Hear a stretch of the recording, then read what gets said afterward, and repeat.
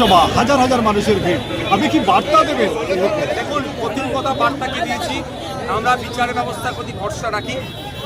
Court matter, কোর্টে আগামী 22 তারিখ ডেট আছে, সেটা আমরা দেখছি কোন জায়গায় যাচ্ছে। দ্বিতীয় হচ্ছে, যেমন আইন বিচার ব্যবস্থা চলবে, মাঠে ময়দানে আমাদের লড়াই চলবে। আগামী দিনে এই ধরনের ঘটনা না ঘটে, এই ধরনের আবু সিদ্দিক হালদার, এই ধরনের শিকারী মুরাদের মতো কোনো পরিবার না আর ক্ষতিগ্রস্ত হয়, তার জন্য আমরা মাঠে প্রতিবাদ সভা করছি। প্রশাসনের দুর্ভাগ্যের বিষয়, যাদের নামে এফআইআর অলরেডি হয়ে আছে, যাদের সাজা প্রায় এগুলো তো 10 বছর করে তারা খাটবে আশা করছি, যারা অন্যায় করেছে তাদেরকে এখনো পর্যন্ত অ্যারেস্ট করা কেন হয়নি। এই জায়গা থেকে বার্তা, তাদের বিরুদ্ধে প্রশাসনিকভাবে যে ব্যবস্থা গ্রহণ করা দরকার সেটা করতে হবে।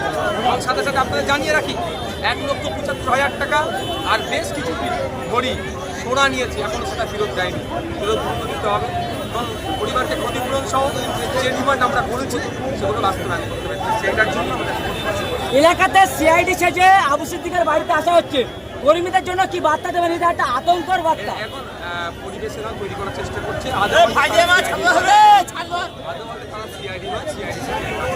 দাদা, আমি বলেছি আজকে যারাই আসুন না কেন, সিভিল ড্রেসে আসলে তাদের অবশ্যই আইডি ভাঙড়ে পুলিশ সেজে সাধারণ মানুষরা মুস্তাক তৃণমূলের গুন্ডা বাহিনী অনেকবার ধরা পড়েছে, এবারে সিআইডি সেজে আজ আসছে, কি বলবেন?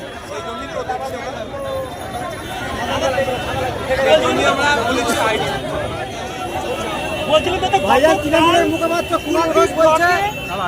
সভাপতিকে ধরে মারধর করা হলো এবং মানে ভিডিও অফিসের মধ্যে, কি বলবেন সেই প্রসঙ্গে?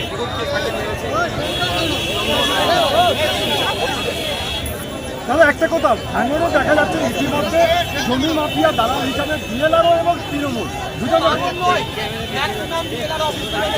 দেখুন, আর তৃণমূল কংগ্রেসের ব্লক স্তরের নেতারা এই কাজে চালাচ্ছে। আমরা এর বিরুদ্ধে করছি। বিধানসভার মধ্যে ভূমি সংস্কারের দপ্তরের মন্ত্রী মাননীয় মুখ্যমন্ত্রীকে সতর্ক করেছিলাম, আমি সজাগ করেছিলাম।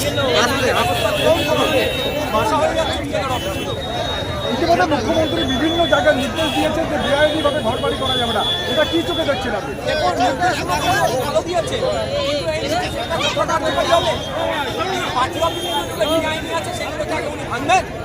কোর্ট অর্ডারে বেআইনি ভাঙতে গেলে তৃণমূল সেখানে পুলিশকে প্রায় আটকে দিচ্ছে, পুলিশ সেখানে ভূমিকা পালন করছে, এই ঘটনার মধ্যে জবাব দিতে পারবেন?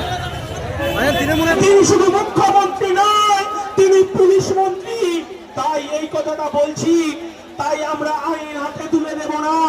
এই 5 টাকার কলম আমার দলের চেয়ারম্যান বলেছে, আমার দলের পৃষ্ঠপোষক বলেছে যে এই 5 টাকার কলমের খোঁচাতে এই রাজদীপ আর হচ্ছে মানব চ্যাটার্জির খাকি পোশাকটা আর স্টারটা কিভাবে খুলে দিতে হয় আইনের পথে, সেটা আমার দলের চেয়ারম্যান আপনাদেরকে বলবে।